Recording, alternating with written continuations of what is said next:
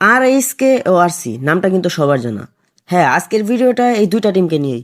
RSK এবং RC কেন free fire world সিরিজে চান্স পেল না? ইটস কাব্বু আর কুরুল গেমিং কেন RSK এর সাথে ইন্দোনেশিয়া গেল? এতে তাদের লাভ কি? RSK এবং RC কেন কোনো রেসপন্স পেল না? হ্যাঁ, আজকের ভিডিও এই সকল প্রশ্নের জবাব দেব প্রমাণ সহকারে। তাই ভিডিওটা একটু না টেনে শেষ পর্যন্ত দেখতে থাকো। চ্যানেলে নতুন হলে সাবস্ক্রাইব করো, বেল আইকনটি অন করে দাও। প্রথমেই কথা বলবো RSK ও RC কেন ওয়ার্ল্ড সিরিজে চান্স পেল না বা কেন ওয়ার্ল্ড সিরিজ থেকে বাদ পড়ে গেল। এটার জন্য শুধু আমরাই দায়ী। এখন বলতে পারো আমরা কিভাবে দায়ী হলাম? ওরা খেলা পারে না, এর জন্য চান্স পায়নি। আর বিদেশি প্লেয়ারদের কাছে RSK RC এর কোনো খাওয়া নাই। তুমি যদি এটা ভাবো তাহলে তোমার জন্য শুধু আমার একটাই কথা।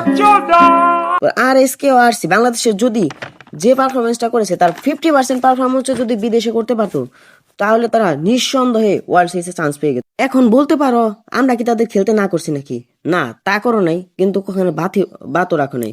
দেখো RSK এবং RC যখন ভালো খেলে তখন তোমরাই তাদের সাপোর্ট করো, আবার এই RSK RC যখন খারাপ খেলে তখন তোমরাই তাদের নিয়ে হেড দাও, আলতু ফালতু ভিডিও বানাও। এটা তোমাদের ইচ্ছা, কিন্তু এই আলতু ফালতু ভিডিওর কারণে তাদের মনে কি রকম প্রভাব পড়ে সেটা তোমরা একবারও ভাবো না। কারণ দেখো RSK এবং RC যদি বাংলাদেশে ভালো পারফরমেন্স না দেখাতে পারতো তাহলে তারা কখনোই বিদেশ যাইতে পারতো না। আর এখন যারা তখন বিদেশ গেছে ওরা খেলতে পারে, ওরা না খেলতে পারলে ওরা ওই বিদেশ যাইতে পারতো না।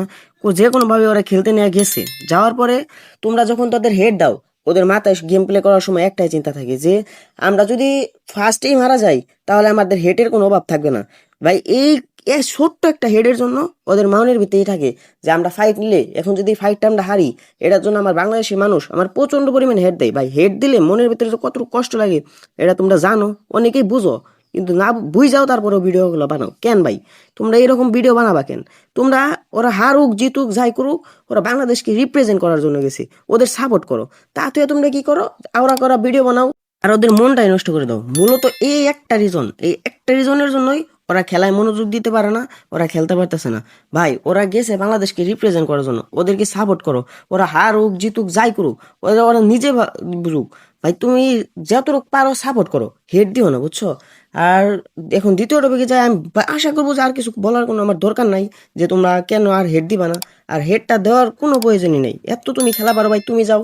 তুমি পারো না কেন? তুমি এত খেলা পারো, তুমি হেড দেওয়া শুরু করছো, নিজের একটা ভিডিও বানায় ভাবতেছো খুব বড় হয়ে গেছো গা। তুমি যাই। আর ওরা ভাই যথেষ্ট গেম প্লে দিছে, যথেষ্ট ভালো খেলছে। এর যে ভালো খেলা আমি মনে করি ওরা আমার আমার দিক দিয়ে ভাই সম্পূর্ণ ভালো খেলছে। আর এখন আসলে আমরা দ্বিতীয় টপিকে যাই। ইটস কাব্বু আর কুরুল গেমিং কেন RSK এর সাথে ইন্দোনেশিয়া গেল? এতে তাদের লাভ কি? বলছিলাম যে ইটস কাব্বর কুরুল গেমিং গেছে, তোমরা অনেকে ভাবতে পারো যে টাকা ইনকাম করার জন্য ওরা ইন্দোনেশিয়া গেছে RSK এর সাথে, ওই জায়গায় লাইভ করবো ইটস কাব্বু, ও খালি টাকা আর টাকা। না ভাই, এটার জন্য জানে ইটস কাব্বু আর কুরুল গেমিং গেছে কিসের জন্য? ওদেরকে সাপোর্ট করার জন্য। আর যদি ওরা টাকা ইনকাম করার জন্য গেতো, ওরা ভাই বাংলাদেশে বসেও যদি লাইভ করতো তাও টাকা ইনকাম হইতো। ওদের অডিয়েন্স যে আছে ইটস কাব্বু ভাইয়ের, আমি ইটস কাব্বু ভাইয়ের ফ্যান, ইটস কাব্বু ভাইয়ের যে আর কুল গেমিং এর যে অডিয়েন্স আছে ওরা বাংলাদেশে বসে ওদের লাইভ দেখতো আর অন্য জায়গায় বসে ওদের লাইভ দেখতো। দেখো RSK এর সাপোর্টার অনেক বেশি, এটা আমি মানি যে RSK একটু ভালো খেলে আর একটু খারাপ খেলে, কিন্তু ভাই ওরা কিন্তু নিজের যোগ্যতা দেয় ওয়ার্ল্ড সিরিজে গেছে। আর ইটস কাব্য যদি আর কোলিং যদি টাকার চিন্তাই করতো ওরা বিদেশ যেত না, নিজেদের টাকা খরচ করে বিদেশ যেত না। তো ইটস কাব্য আর কোল গেমিং যথেষ্ট সাপোর্ট করছে ওদের। ভাই তোমরা ওদের মনটা নষ্ট করো না, ওরা জানি পরবর্তীতে আরো ভালো কিছু করতে পারে, এটা আশা করো। আর ওদের জন্য হেড দিও না, একটা কথাই ভাই, হেড দিও না।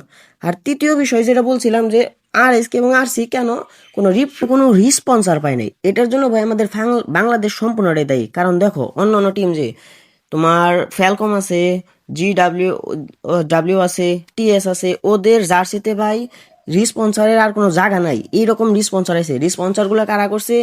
ওপো, IQ, তোমার বিভিন্ন ফোন কোম্পানি থেকে রিস্পন্সার গুলো করছে। রিস্পন্সার গুলো করছে কিসের জন্য?